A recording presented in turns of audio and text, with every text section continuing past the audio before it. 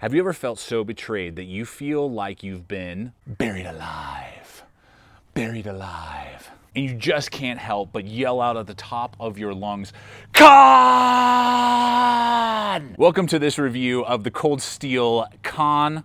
Should say Wrath of Khan, but I'm sure that'd be a copyright infringement. Guys, I'm a huge Trekkie nerd, love Star Trek, and the original Wrath of Khan is a fantastic cinematic masterpiece in my opinion. And in this video, we're gonna talk about whether or not this is a knife masterpiece, a pocket knife masterpiece in this Cold Steel Khan.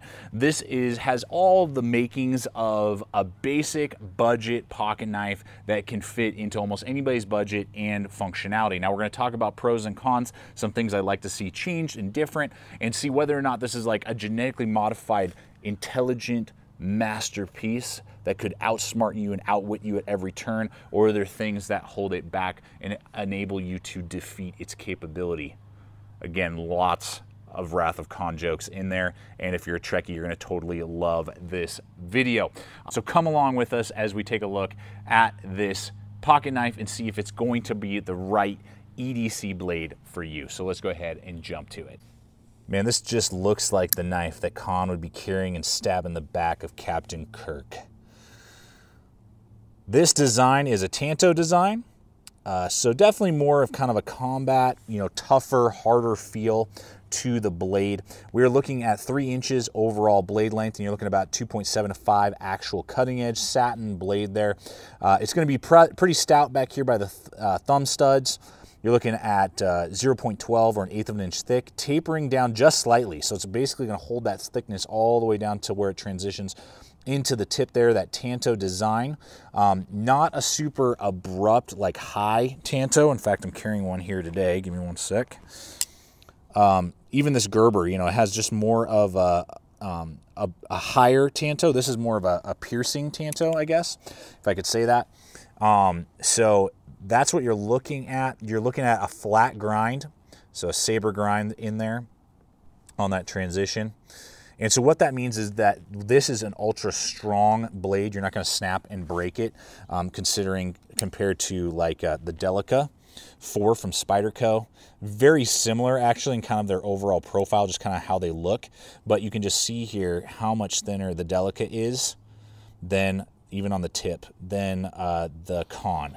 So this is going to be just by geometry a better slicer, but it's going to be way weaker.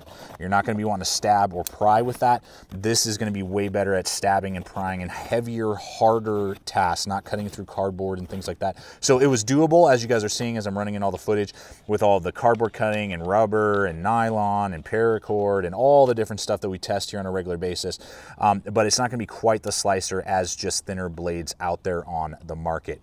So if you're looking for more of a stabbing, stronger, compact folder, I think that's where this blade is going to really perform. If you're looking for like the ultra, razor blade slicer, there are other Cold Steels and other knives on the market that will be better at that. Finally, this is made in Taiwan out of AUS 8A steel. Cold Steel has been doing that for, I don't know, 10 years maybe at least. So they know what they're doing with that AUS 8. For the price, it's decent. I'm hoping that companies begin to kind of upgrade some with either D2, 440C, Sandvik steels, and start to kind of go in that direction. For the price point, it's very much the industry standard right now.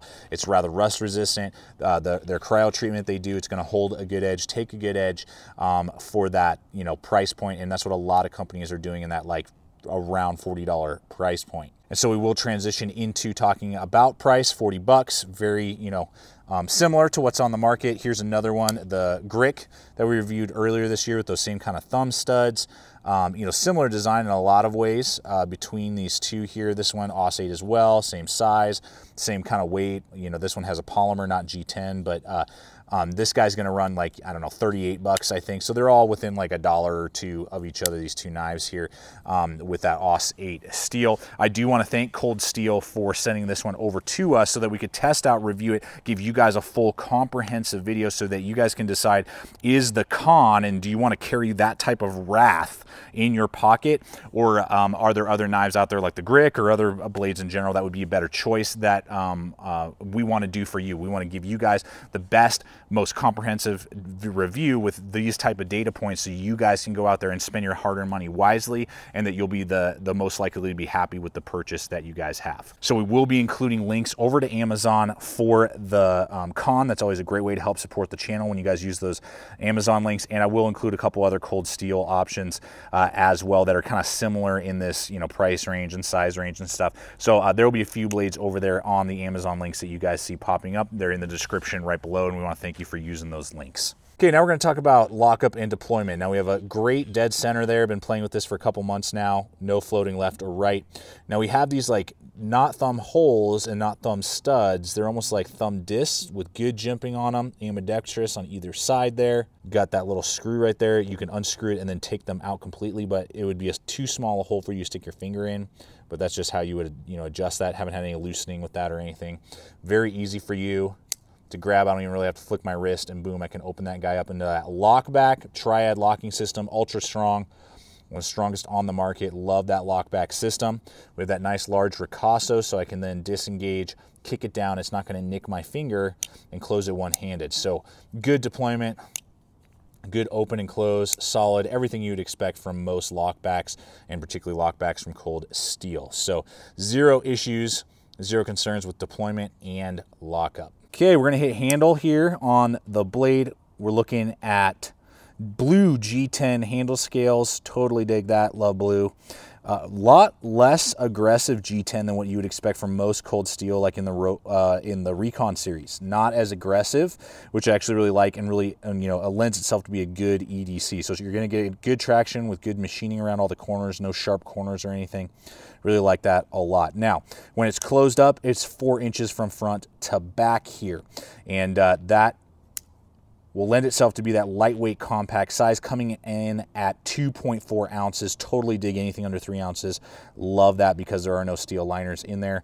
No need for that in this style of knife. Now you got this really nice cut in here for your fingers, so you're really locked into place. Good thumb ramp without any jimping on it. So you're naturally locked into place here, either in your normal, you know, hammer grip, or even in a reverse grip. I mean, you're super, super locked into place. Now I wear large size gloves, large size hands, as many of you know, and my pinky is like just grabbing onto the back end of the handle. So just be aware of that. It's pretty small amount of real estate just with the way the knife is designed with large size hands.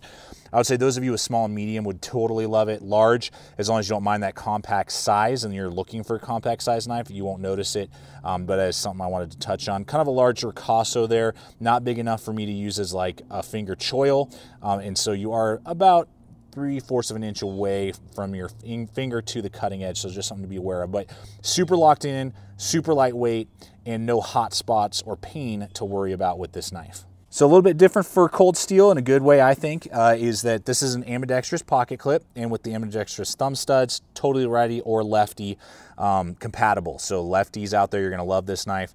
Good, you know, solid, strong pocket clip, no real complaints at all. Rides rather decently in the pocket, not gonna be riding too high.